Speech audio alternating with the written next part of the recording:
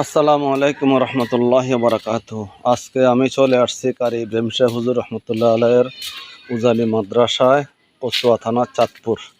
তো অনেক বড় মসজিদ।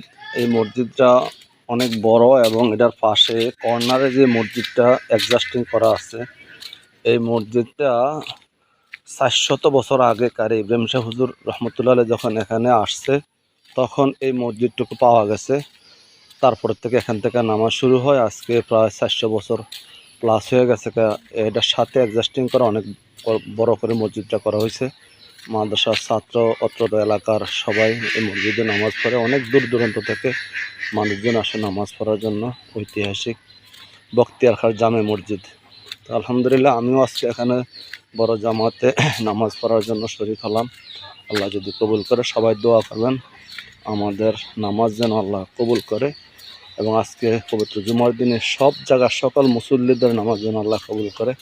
আমি ফুরান মসজিদটার সামনে চলে আসছি। এই যেটা দেখতেছেন এটাই ফুরান মসজিদ 400 বছর আগে। আমি ভিতরে ইনশাল্লাহ নামাজ পড়বো। আলহামদুলিল্লাহ আল্লাহ আমাকে এখানে আসার পর্যন্ত তৌফিক দিছে। আল্লাহ যেন আমাদের সবাইকে কবুল করেন, আমিন।